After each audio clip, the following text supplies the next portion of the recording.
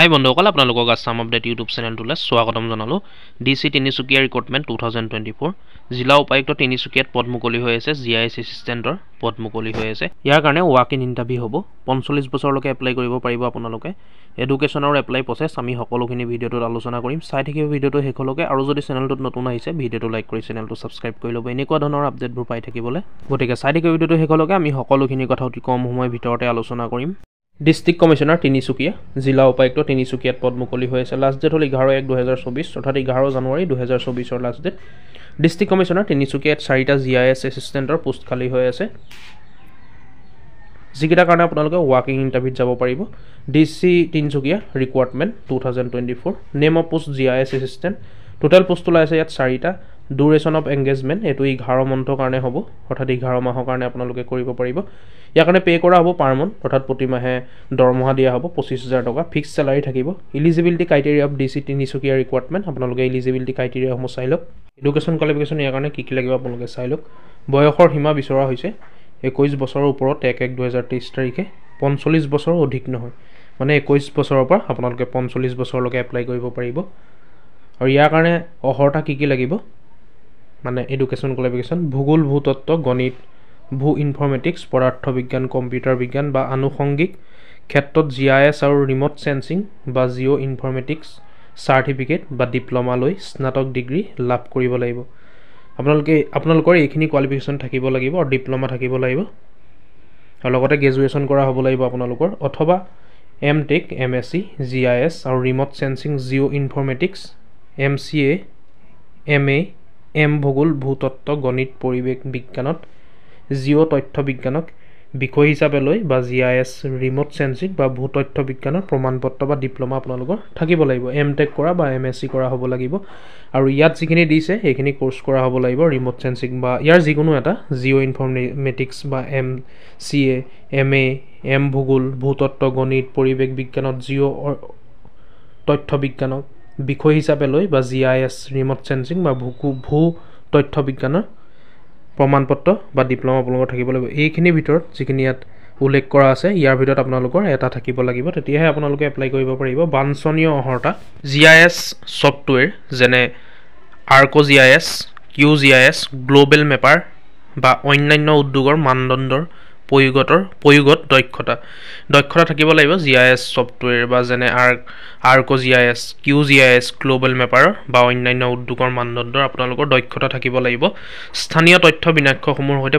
যেনে আকৃতি নথিপত্ৰসমূহ JSON KML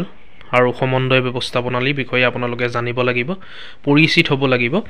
ভূস্থানীয় বিশ্লেষণ ইমেজ প্ৰসেছিং কৌশল ড্ৰোন জৰীপৰ জৰিয়তে তথ্য সংগ্ৰহ আৰু ভূস্থানীয় তথ্য বিকাশৰ সঁজুলি ভূমি মেপিঙৰ বাবে আৰু SI ব্যৱহাৰ RTKG NSS ৰভাৰ বা DGPS ETS আদি ব্যৱহাৰ কৰি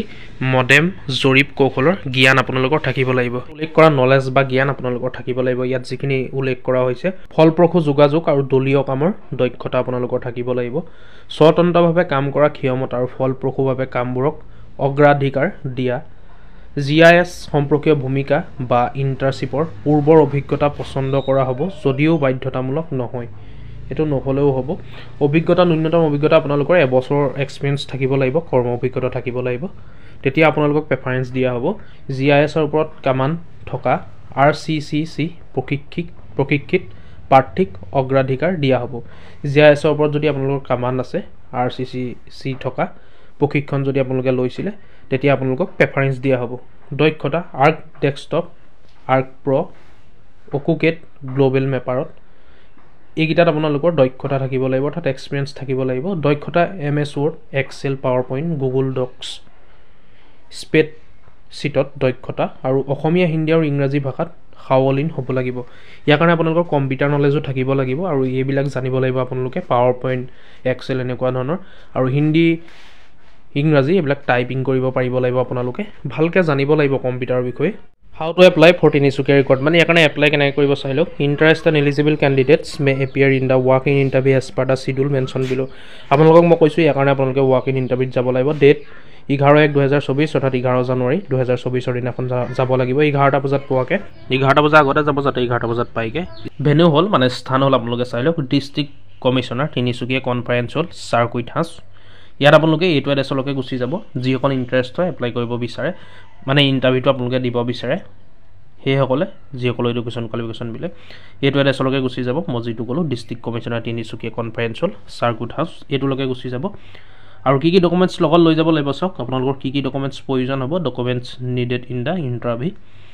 detail curriculum vitae photo identity আৰু এড্ৰেছ প্ৰুফ লাগিব original educational certificate HSLC onward for ভেৰিফিকেশ্যনৰ কাৰণে লাগিব HSLC পৰা গ্ৰেজুৱেশ্যন কৰালৈকে সকলোখিনি চাৰ্টিফিকেট লগত লৈ যাব আৰু লগতে ৱৰ্ক এক্সপিৰিয়েঞ্চ চাৰ্টিফিকেটো লৈ যাব photocopy of all the certificates marksheets experience certificate ETC to be submitted in the interview আপোনালোকে সকলোখিনি জেৰক্স কপি লৈ যাব জেৰক্স কপিবোৰ তাত ছাবমিট কৰিব লাগিব আৰু লগতে অৰিজিনেলো নিব আৰু লগতে জেৰক্স কৰিও এটা কপি কৰি এটা ফাইল কৰি লৈ যাব আপোনালোকে ইয়াৰ কাৰণে এডভাৰটাইজমেণ্ট ডিটেইলছ আপোনালোকে চাব হ'লে ডিছক্ৰিপশ্যনলৈ আহিব তাতে উপলব্ধ থাকিব আপোনালোকে চাই ল'ব আৰু অফিচিয়েল ৱেবছাইটো ভিজিট কৰিব সকলোখিনি ডিছক্ৰিপশ্যনত উপলব্ধ থাকিব গতিকে বন্ধুসকল যিসকলে এপ্লাই কৰিব বিচাৰে মানে ৱাকিং ইণ্টাৰভিউটো দিব বিচাৰে যাৰ এডুকেশ্যন কোৱালিফিকেশ্যন